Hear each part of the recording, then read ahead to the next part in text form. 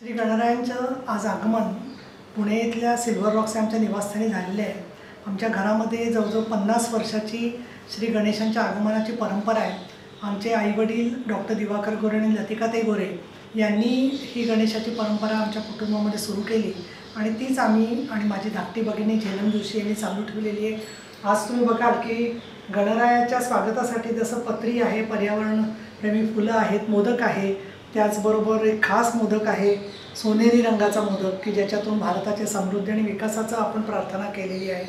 आणि मागे धनुष्यबाण आणि त्या बाणाच्या जागी त्रिशूल आहे की जो देवी माता आदिशक्ती हिचं सुद्धा आवडतं शस्त्र आहे आणि त्याच्यामुळे आज वेगळ्या प्रकारची आम्ही आरास केलेली आहे। पण ती फक्त आरास नसून ती भगवंताशी केलेली प्रार्थना आणि मनातली कृतज्ञता आहे की श्री गणराया तुम्ही आम्हाला बरीच प्रगतीची संधी दिली, विकासाची संधी दिली, त्याचबरोबर अनेक जनतेच्या हाल अपेष्टांच्यामध्ये मदत करण्याची पण सेवेची संधी दिली।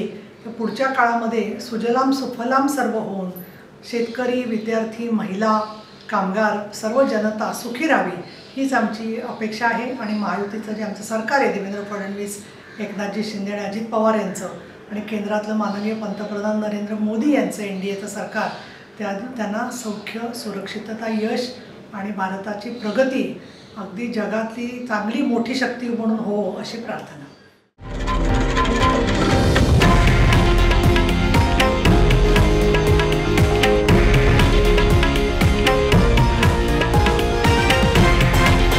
हे आहे देशातील नंबर 1 न्यूज नेटवर्क आणि आपण पाहत आहात TV9 मराठी, एकमेव।